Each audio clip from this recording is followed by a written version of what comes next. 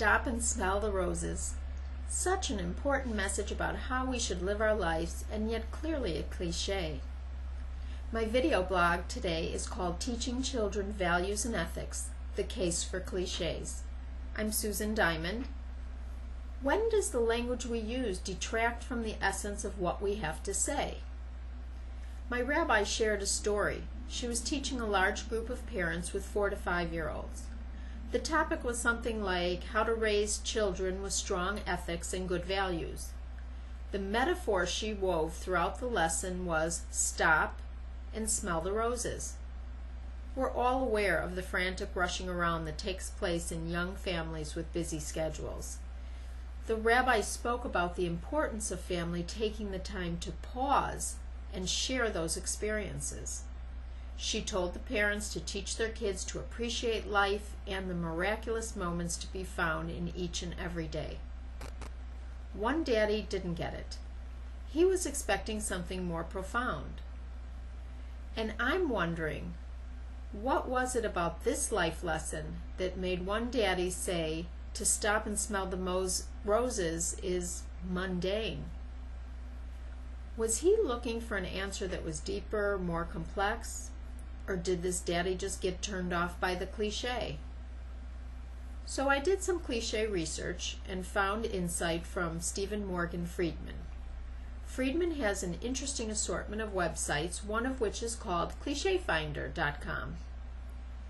On this site he explains, a cliché is something that lots of people say and it conveys some sort of idea or message.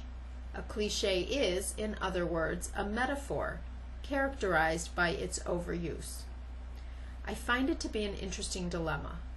People use a cliché because it's a more effective way to get your point across than if you used ordinary words. A cliché can take the sting out of directly saying what you mean. For example, if I say to my husband, not that this ever happens, "Isn't that the pot calling the kettle black?"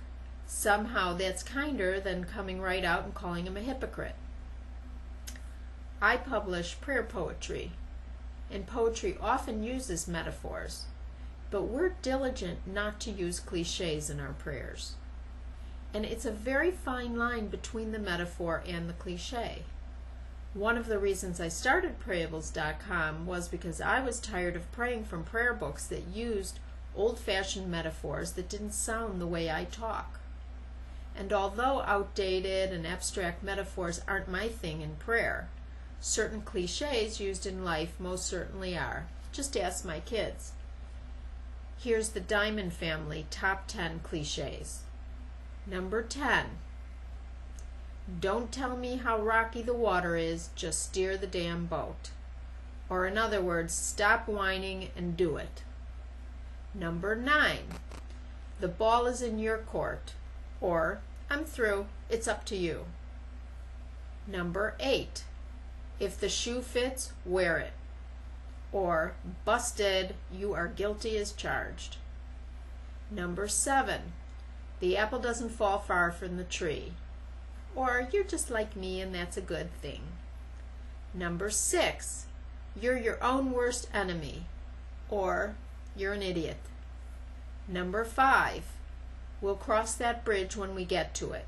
Or, don't be a worrier, stop anticipating problems. Number 4. Too many cooks spoil the broth. Or, get the heck out of my kitchen. Number 3.